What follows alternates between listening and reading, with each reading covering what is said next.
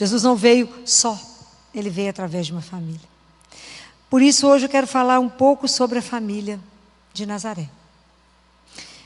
Porque ela é um modelo para nós de família. Claro que ela será sempre um modelo que não terá como ser repetido. Por isso é modelo. Mas tem algo em Nazaré, tem algumas coisas em Nazaré que a gente precisa pensar, porque a gente pode aproveitar muito das coisas de lá. Olha que coisa linda quando Jesus assume a nossa humanidade e vem, e agora quando os pastores recebem a notícia dos anjos e que eles vão a Belém, eles não encontram Jesus sozinho na manjedoura, eles encontram a família, né? Maria, Jesus e José. E olha como é que a coisa caminha. Quando José aceitou, porque o anjo falou a ele, José, pode receber Maria, que o filho que ela está gerando é o filho do Altíssimo. José, que já era um homem justo, um homem que infelizmente a gente não encontra nenhuma palavra escrita que foi falada por ele, claro que ele falou, mas a gente não tem nenhuma palavra que foi falada por ele. José é atraído por causa de Maria para viver uma intimidade única com Deus. Fico imaginando como é que José cresceu na caminhada de fé com ele por causa de Nossa Senhora. Ele cresceu profundamente.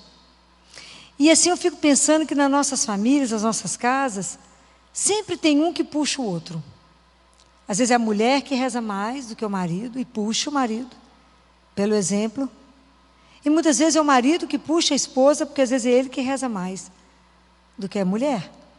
E aquilo vendo todo dia, fala, mas ela consegue umas coisas diferentes, vai lá também aprendendo e vai sendo atraído por essa intimidade com Jesus.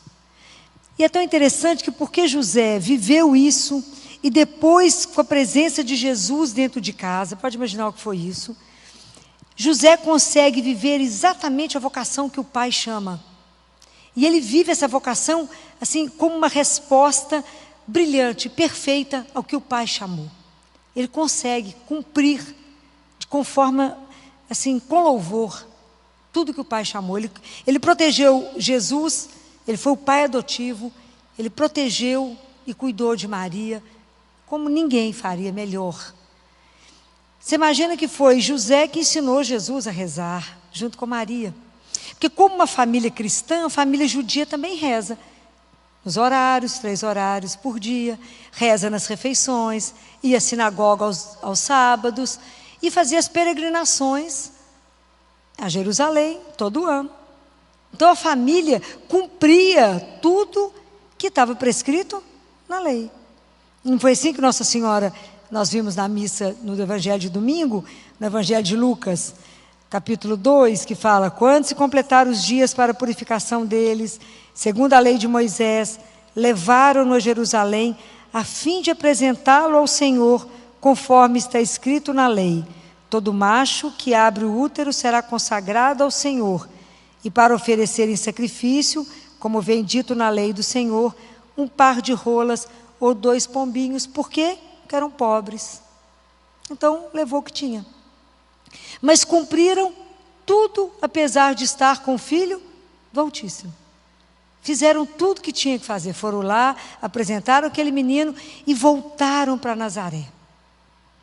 Voltaram para Nazaré e era aquela vida de rotina. E aquela vida sem nada grandioso acontecendo. Aqui quem é casal, família, sabe o que é a rotina de um recém-nascido em casa. Maria viveu isso, era a rotina de um recém-nascido humano. Amamentar, lavar, passar, cozinhar. Ela não teve os anjos por conta dela, não, gente. Ela fez tudo. Foi do ponto de vista, foi uma família humana. Mas é tão interessante que a gente vai aprendendo que mesmo nessa rotina, neles fazendo essa vida que aparentemente era uma vida absolutamente comum. O que eles tinham diferente de outras famílias? Nada. Um menino crescendo. Um menino crescendo.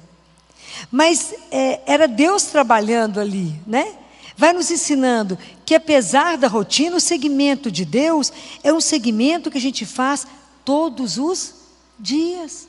Então exige de nós uma coisa que se chama constância, perseverança. E todos os dias eu preciso repetir ao Senhor que eu quero segui-lo.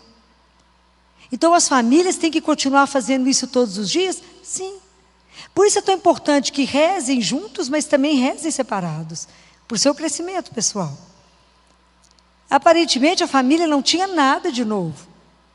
Quando Jesus vai de novo com os pais a Jerusalém, a primeira palavra que vocês observarem de toda a infância de Jesus, do nascimento dele, até a primeira vez que a gente tem uma palavra dita por Jesus, vocês lembram quando foi? Quando ele tinha 12 anos, que ele vai para a sinagoga, não é? E ele fica perdido 3 dias. É a primeira vez que o Evangelho cita uma palavra dita por Jesus na infância. Antes disso, nós não achamos nada. Nós não sabemos quando ele falou mamãe pela primeira vez, né? Não sabemos nada. Nada é dito para nós vamos só descobrir isso depois, né? Eu vou perguntar isso tudo quando eu chegar lá. Quero saber. Então, é tão bonitinho, porque imagina, fica perdido 3 dias. Quando Nossa Senhora encontra ele no templo, ela fala com ele: meu filho, por que agiste assim conosco? Olha que teu pai e eu, aflitos, te procurávamos. Ele respondeu: por que me procuráveis? Não sabias que devo estar na casa do meu pai? Eles, porém, não compreenderam a palavra que ele lhes dissera. Desceu então com eles para Nazaré e era-lhes submisso. Vamos ver isso. Quando Jesus coloca isso aqui, eu fico imaginando como é que essa palavra chegou no coração de Maria e de José. Quando ele fala: por que vocês estavam procurando? O que eu fiz de errado? Eu estou na casa do meu pai. Então aqui ele tinha consciência de que era o pai dele. E o que o pai orienta sempre? Que a gente tem que estar sempre perto do pai. O que Jesus nos ensina? Orai sem cessar. O que Jesus aqui nos ensina? Que a gente, tomando consciência que somos filhos de Deus, que a gente precisa aprender a dizer que somos pai, temos um pai, não com a palavra, mas com a nossa vida. Testemunhe na sua vida que você tem um pai. Então você imagina como é que é o nosso comportamento se a partir de agora eu tomo consciência que eu tenho uma pertença. Primeira coisa que eu nunca vou viver é desorientado, pois eu tenho um pai. Por que eu vou viver apavorado, com medo, ou com qualquer outro sentimento que não condiz com aquele que vive diante de um pai, que sabe de tudo que nós precisamos, que sabe os fios de cabelo da nossa cabeça, que já contou tudo isso.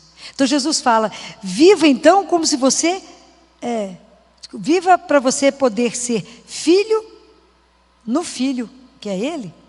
Aprenda comigo a estar sempre na casa do Pai, a estar preocupado com as coisas do Pai e a ter uma relação profunda com o Pai. Como? Pela sua vida.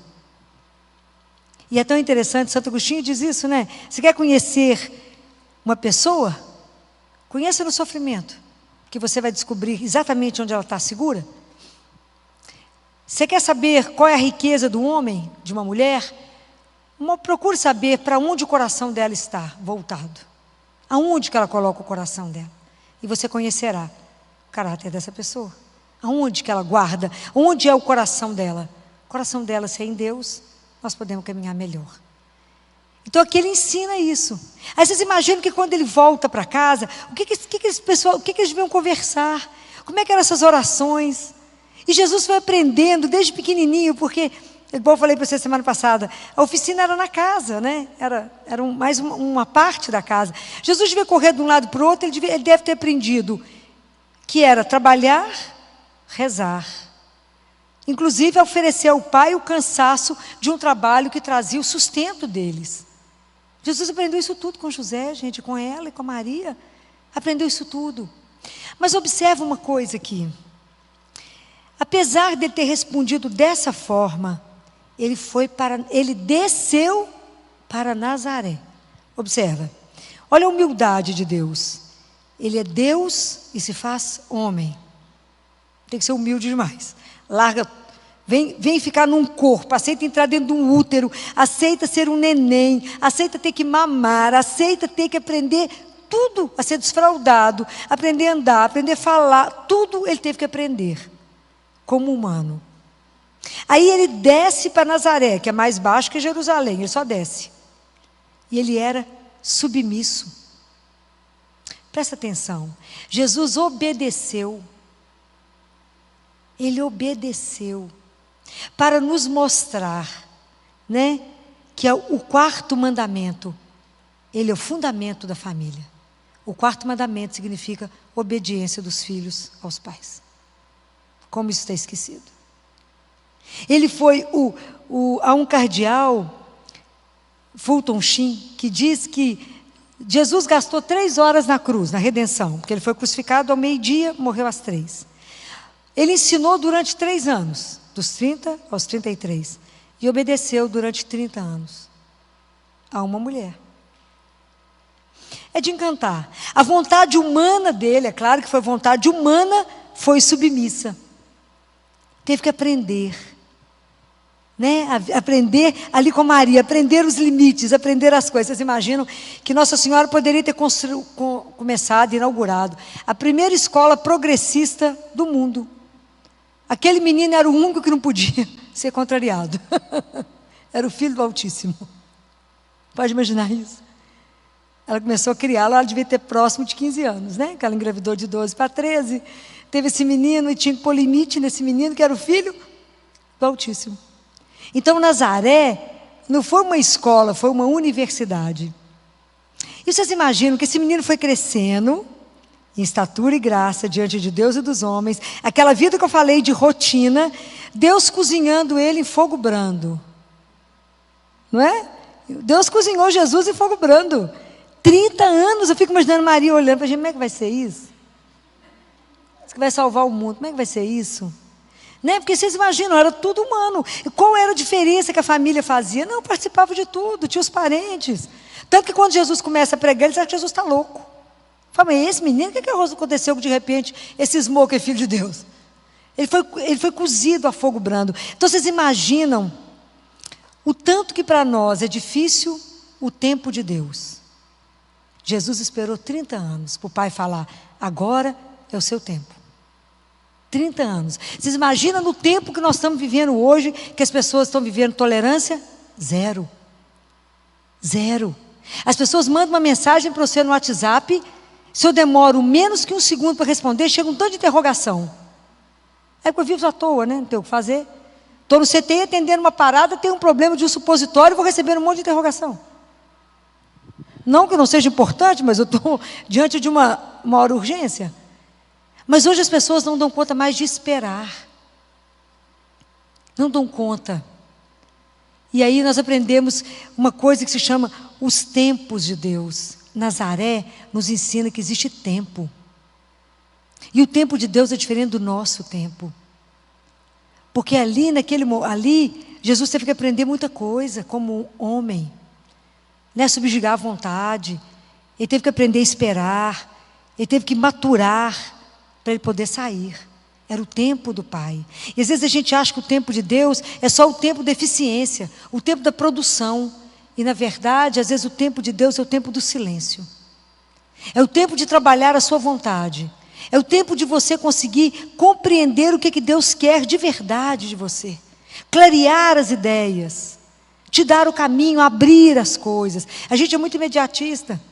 Hoje eu falava com uma menina lá no consultório. Ah, doutora Filó, mas é muito difícil montar um negócio. Sim, mas muitos problemas. Sim, mas antes de você montar, você conversou com Jesus? Não, agora você quer fazer com que ele faça que dê certo. É assim que a gente é.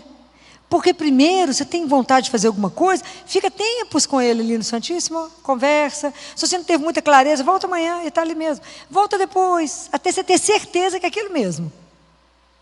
Porque aí você não precisa depois pôr meio mundo louco para rezar para você, para ver se Deus dá um jeito na história. Que você não perguntou para ele antes se devia. Mas é porque a gente acha que sabe tudo. A gente acha que tem domínio de tudo. Sabemos nada.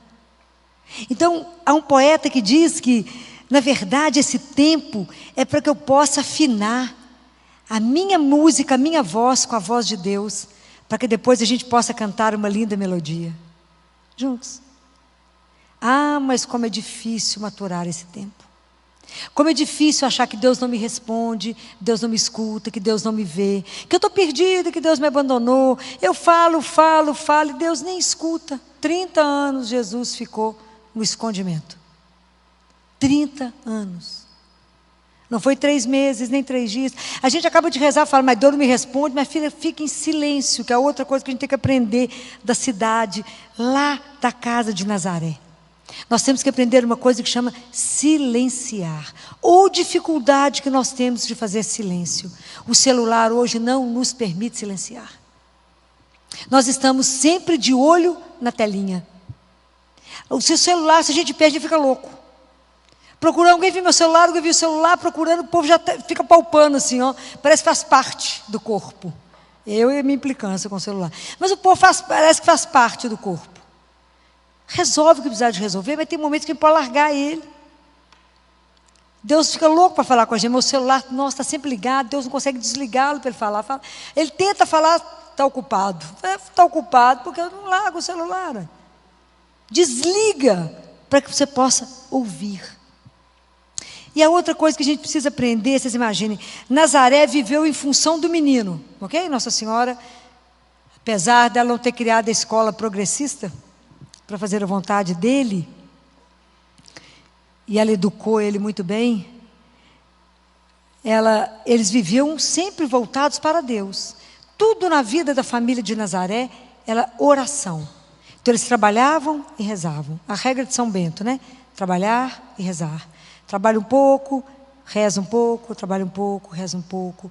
Nós precisamos descobrir, porque a raiz da nossa relação com Deus está na oração.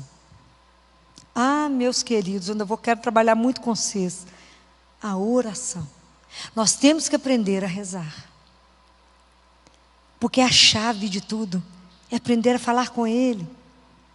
É aprender a estar diante dEle. A ter gosto pela oração. A correr para estar com Ele, para contar tudo para Ele. Ah, como eu gostaria de despertar em vocês o desejo de rezar. Por quê? Porque eu vou conversar com o amor da minha vida. Com aquele que resolve tudo que eu falar com ele. Com aquele que vai trabalhar em mim. Filho, mas às vezes eu não sei rezar, eu também não. Tem hora que a gente só fica parado diante dele. Porque até o olhar de Deus é impressionante. Porque Deus não só olha. Quando Deus te olha, Ele te transforma. Porque Ele começa a trabalhar em você. Ah, a gente será alcançado por esse olhar. Então, oração é o ponto mais forte da nossa vida. Por que a gente vive parecendo uma hiena? Porque não rezamos. Nossa vida de oração é horrorosa, ela é sofrível. Eu vou continuar brigando com isso. Nós temos preguiça de rezar.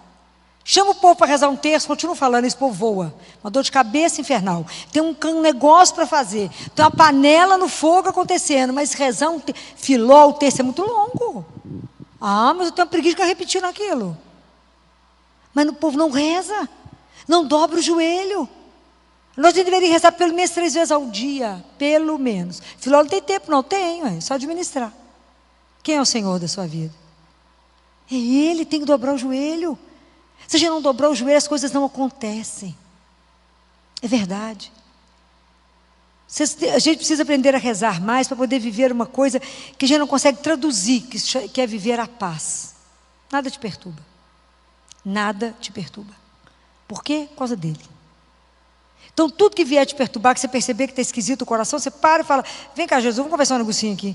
Até você aprender que Ele habita em ti. Que você pode falar com Ele a hora que você quiser. O que não dispensa você ir à igreja e participar dos sacramentos. É uma coisa diferente da outra. Mas nós precisamos aprender a rezar.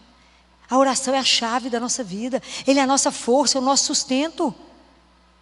Nós somos muito mole. O povo está muito desorientado com a pandemia porque reza pouco.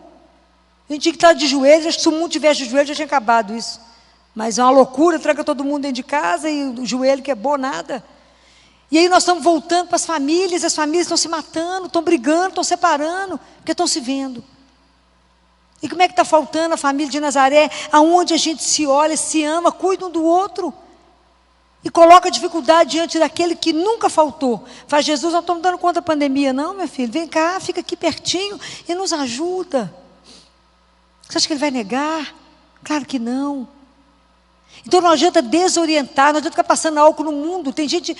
Eu estou com uma adolescente que ela está ficando tão...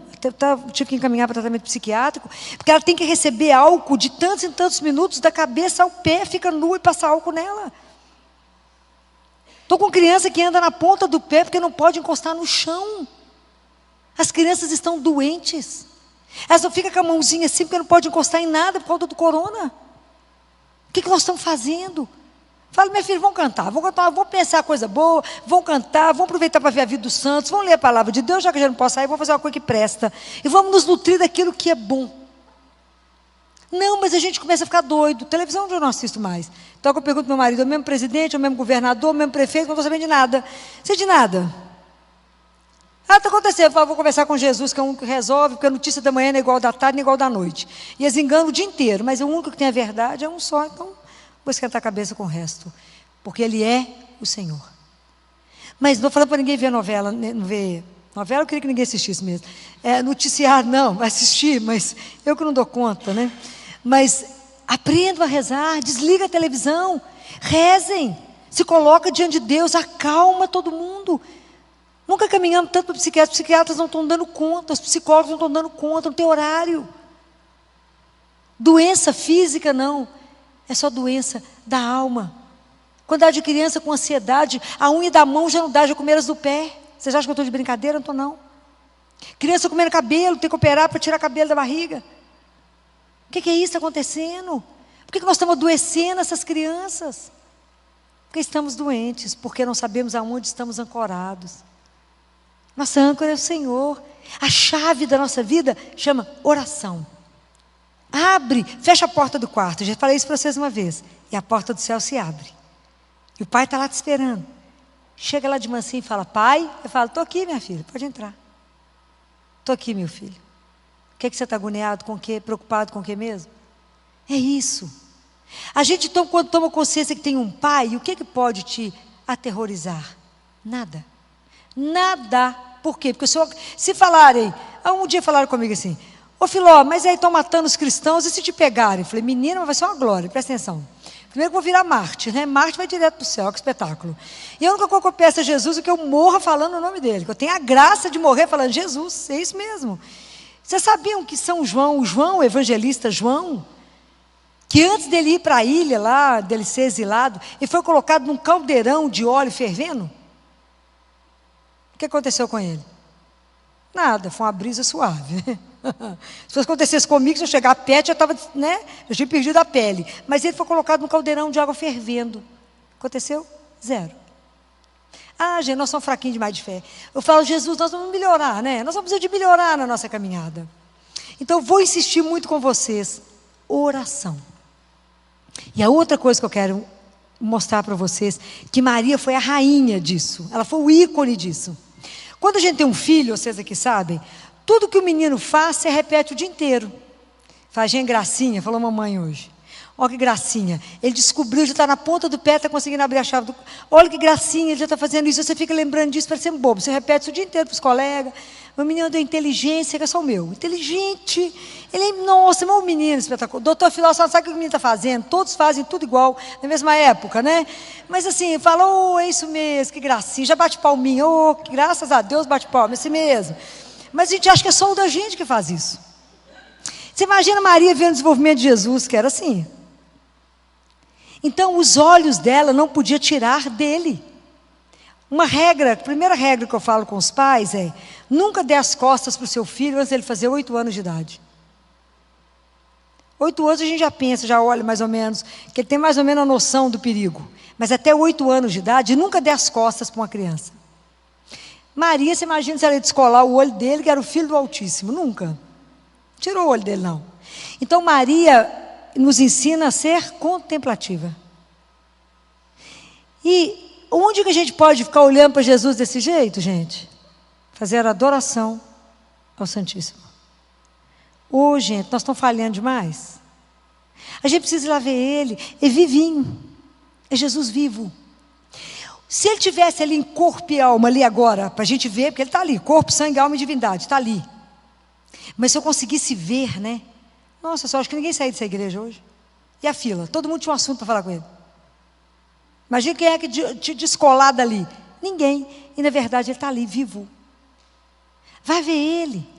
A gente não tem noção do que significa fazer uma visita a ele. Tem um tanto de igreja aberta. Vá vê-lo. Eu te digo que eu atravesso, saio do CT igual uma louca, para ir num lugar longe ver ele, que eu amo. Sai louca, eu chego lá e falo com ele, tem 15 minutos para ficar com você? Mas eu vim, só para ficar com você. Só para te fazer companhia. Geralmente eu estou sozinho, não tem ninguém. Falo, vim te fazer companhia, só um pouquinho. Vim cá te ver. Para conversar com você, te contar o que aconteceu lá no CTI de manhã, como se eu não tivesse visto, eu tinha repeto de novo a cabeça dele. Conta as outras coisas, fala o que você pretende fazer hoje, conversa, chora, ri, fala o que você quiser, faz uma declaração de amor, mas vai visitá-lo. Vai colocar seu coração diante dele. Vai falar, Jesus, eu não entendo nada desse mistério, o Senhor é o mistério do início ao fim, meu filho. E minha vida é uma profissão de fé que eu vou falando, eu creio, não entendo nada, mas vou falando, eu creio, é isso mesmo. Jesus se fez carne, sim senhor, eu acredito, ele está aqui na hóstia, eu acredito, eu vou levando, mas eu já não vê nada, não sabe de nada, mas é muito mistério de amor. Mas eu creio, Senhor, que o Senhor veio para nos ensinar a ser filho. O Senhor veio nos revelar que nós temos um Pai e que fomos criados para uma vida eterna. Eu creio. Então me ajuda a ter a dignidade de ser filho de Deus. Me ajuda, Senhor, a rezar sempre. Me ajuda a não esquecer que eu tenho que estar de joelho diante do meu Pai. Me ajuda que eu não preciso ter medo de nada. Me ajuda que eu posso me abandonar. Me ajuda, Senhor, a fazer da minha família, que não vai ser uma casa de Betânia, de Nazaré, nunca, Senhor. Mas uma casa de Betânia a gente peleja para ser, porque é a casa dos amigos dele. A gente quer ser seu amigo. A gente quer ter o Senhor dentro de casa, Jesus. A gente quer rezar. A gente quer confiar tudo ao Senhor. A gente quer rir e chorar com o Senhor, contar as alegrias e as tristezas. Nos ajuda a amar uns aos outros, a colocar amor na família, Senhor. Porque às vezes tem tantas marcas que fica insuportável continuar a convivência. Nos ajuda a perdoar. Quando o marido falou uma coisa ruim, e às vezes eu quero dormir de costa para ele, e aí a gente não pode dormir de costa, porque vai que um morre de madrugada. Então é melhor pedir perdão antes que anoiteça, está na palavra de Deus. Não estou falando que morre de madrugada, mas é o que eu estou falando. Pode ter um AVC na área da fala, no outro da escuta, como é que nós conversamos depois? Então aproveita enquanto é tempo de pedir perdão. Sabe por quê? Porque o tempo que a gente está uns com os outros é pouquinho. E se Deus te fez família, eu estou vendo tanto casal, é porque o outro é um presente na sua vida. Só Deus sabe por que Ele escolheu ele, ela. O que nós temos que aprender uns dos outros? É presente. Então aprenda, extrai o melhor dele, extrai o melhor dela. Estejam juntos. Mas nunca com medo, sabendo que casamento precisa de 3. Já não casa 2, casa 3. É o amante, o amado, o amor. Ele é o amor que nos faz caminhar. É Jesus mesmo. Porque se ele sair de uma casa, meu filho, pode largar que a casa que tem Deus tem cheiro. E a gente não é uma família perfeita, mas é uma família que com o casamento de vocês, uma família hoje que se diz cristã, ela navega contra o mundo. É ser sozinha num barco carregando uma bandeirinha, eu creio, mais ninguém. Porque os nossos valores são contrários a tudo que o mundo diz. E criar filho cristão é uma guerra maior. Mas vocês nunca desistam, porque se Deus fez vocês família, não é fácil. Não tem uma família perfeita. Mas é nessa mesma que Deus deseja. Quando Jesus veio numa família, foi para santificar a família. E as famílias são os olhos de Deus, é o amor de Deus. Então nunca a graça de Deus irá faltar numa família. Senhor, está difícil demais, cara, ajuda a querer matar meu marido. Quero matar a sogra, o marido, a cunhada, todo mundo. Conta para ele. Fala, o senhor falou, não matarás, né? Então amansa meu coração, querido, porque senão eu vou matar, se não tiver a graça do Senhor. Aí quando você assusta, Deus trabalha, e Ele trabalha, e de repente você está amiga da sogra, trocando até receita. Por quê? Quem fez isso? O Espírito Santo de Deus. Trabalhou. Jesus, estou dando conta desse menino, não, nós vamos pegar ele numa coça só. Não, antes de bater nele, chama Jesus. Fala, esse menino, esse adolescente é terrível, ele não quer ouvir falar do Senhor. Fala com o Senhor, nossa, eu preparei um café para te convidar, Senhor, senta aqui, põe a xícara para ele, convida ele. Fala, vou te contar tudo aquele menino que o Senhor mandou para mim, não estou dando conta dele não. vocês verão o que Ele fará. Nunca duvidem da graça de Deus sobre uma família. Nossa Senhora nos avisou que nos últimos tempos as famílias seriam os grandes alvos do inimigo, porque ela é o grande amor de Deus. Então vocês se colhem muito, viu? Fiquem muito agarrados um no outro. Olha o que na família não está bom, mas peça a Jesus que revele. Fala: Jesus, o Senhor nos fez família, conta para nós o que na nossa caminhada não está bom. Não é cristão, Senhor, o que nós estamos fazendo. E Ele vai mostrar. Por quê? Porque vocês serão testemunhos para tantos que não acreditam nisso. Que tantos que estão vivendo de uma forma que não agrada o coração de Deus. Então vocês que são famílias cristãs, nós temos uma missão imensa. Lembrem que quando os discípulos abandonaram Jesus, que Pedro falou: Senhor, se acontecer alguma coisa, eu morro junto com o Senhor. Ele falou: Pedro, antes do galo cantar, meu filho, você já vai pegar 3 vezes. Que é isso, Senhor? Vai, Pedro. O único animal que não entra no céu é galo, né, gente? Porque se cantar, Pedro mata, né? Então, não tem galo no céu. Nós não vamos ver galo no céu de jeito nenhum, né? Então, mas mesmo depois que todo mundo abandonou, no ser João, Jesus volta, depois de ressuscitado, com eles comendo, assenta na mesa, pede um pedaço de pão, come com eles. E Jesus não faz um sermão na cabeça deles assim: ah, mas vocês me abandonaram, hein, moçada? Cada um sumiu, cada um foi para um canto, hein? Boa, bacana vocês, hein? Me largaram sozinho. Jesus falou isso?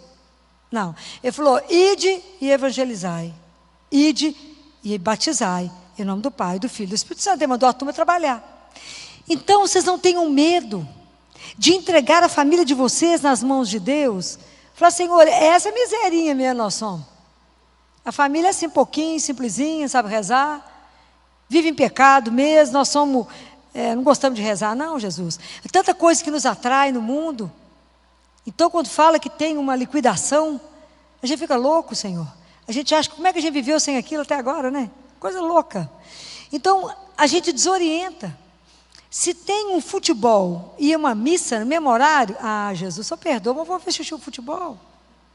Então, o Senhor, a gente fica pior do que Judas. A gente já vendeu o Senhor por menos que 20 moedas. Como que a gente te troca, Senhor? Por nada. Por um tanto de ilusão que não nos leva a nada. Só Ele tem tudo de melhor. Então me ajuda, Senhor, com a minha família, miserável, pecadora, pequenininha. Tem um monte de Lázaro lá dentro precisando se ressuscitar. Tem um monte de Maria precisando de voltar para casa. Como o Senhor fez com a família de Betânia. Faça na minha. Às vezes é meu filho, adolescente, que está trancado num quarto, todo de preto, numa droga, que está precisando de ser ressuscitado. Às vezes é minha filha que está prostituindo e eu não estou sabendo. Nem estou vendo. Às vezes é meus meninos, Jesus, adolescentes, que estão somente se enchendo de pornografia. E aí eles não vêem sentido na vida. Porque não escuta nada que os preencha de verdade. Não enche o coração desses meninos de nada. Também na minha casa não tem nenhum filme de Deus, não conta nada uma história de um santo. E eu também não conto uma história para os meus filhos, não mostro nada para eles. Não mostro a beleza de um Deus que veio por amor.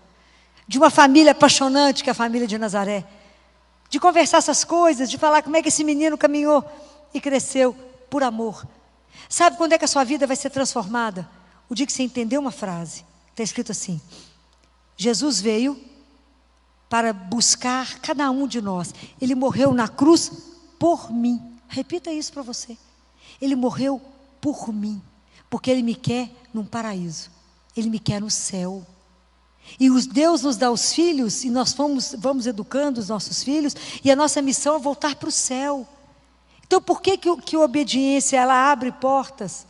Nela é o evangelho ali, é o 4º mandamento de Deus. Jesus nos ensinou isso, porque quando Jesus ensina isso, Ele veio resgatar o pecado do orgulho. Ele resgata isso, sendo obediente. Né? Então, assim como Adão pecou, Jesus obedeceu, e por isso nos leva. Então, eu vou pedir a Ele: Senhor, nós queremos a graça da obediência na família. Porque para o meu filho ser obediente, eu tenho que ser obediente ao Senhor. Eu tenho que ser submissa a Deus, aprender a falar: seja feita a vossa vontade, Senhor. Na nossa casa, quem manda é Ele. Mas vamos de verdade ter a coragem de colocar a nossa vida de família diante de Deus, falar: quem é o Deus aqui? Porque às vezes é o dinheiro, às vezes é o status, às vezes é o que as pessoas estão pensando a nosso respeito. Pensa, lembrem, que a nossa vida é discreta mesmo. Qual que é a única pessoa que tem que nos ver? É Deus. Não é o vizinho, não é o amigo que tem que achar que eu sou rica, milionária. Isso vai ficar tudo aqui.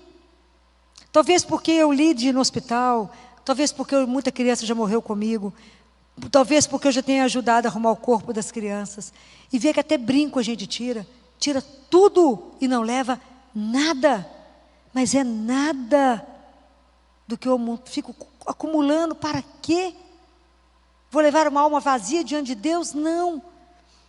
Então hoje eu falava lá no consultório, ontem eu falei, todo o empenho que a gente tem com as crianças, claro, para crescer, para alimentar bem, para dormir cedo, para fazer esporte, nós investimos demais na carne, no corpo, mas não investimos no espírito. É o único que vai chegar diante de Deus, até Deus nos devolver o corpo outra vez transformado. Então nós temos que pensar em ver o nosso lado espiritual. Falar, Jesus, eu quero crescer espiritualmente. Por quê? Materialmente já tem demais, Senhor. Me ajuda a crescer, porque tudo é graça, porque eu não dou conta, Senhor, de aprender a rezar se não for graça. Eu não vou dar conta de rezar de madrugada, eu não vou dar conta de marcar 3 vezes ao dia para rezar.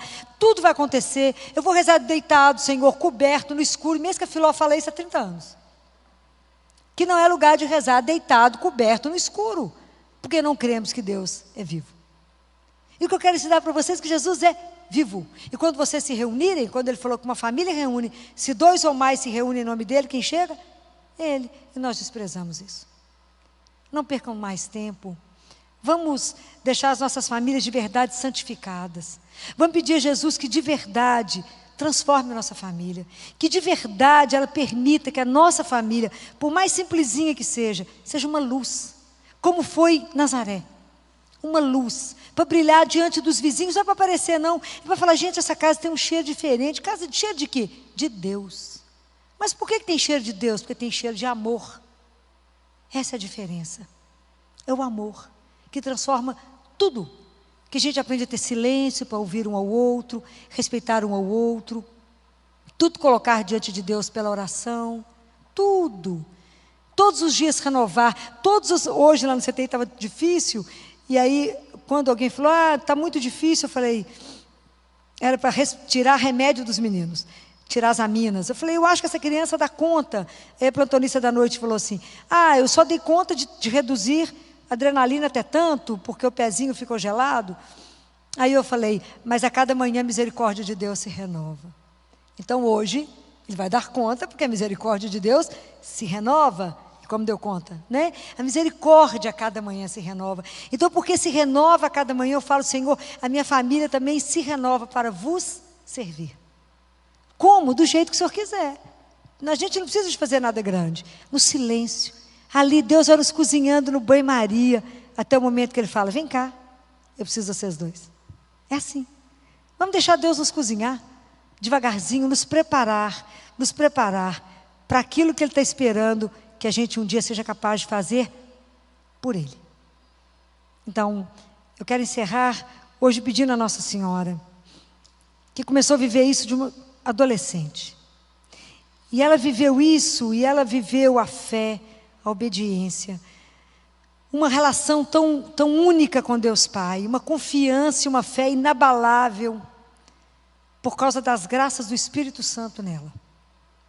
E hoje nós vamos pedir que ela interceda por nós, que ela olhe hoje para as famílias que estão aqui reunidas, e por aqueles que não estão com mais um membro da família, mas que representam uma família, que ela nesse momento nos visite a nossa casa, e peça a Jesus quais são as graças que cada família precisa, para ser de verdade, uma família cristã, para que de verdade seja uma família que Jesus olhe e fale, olha o meu povo, olha como é que esse povo me é fiel, mas é através do Espírito Santo de Deus, porque sem Ele a gente não é capaz de nada.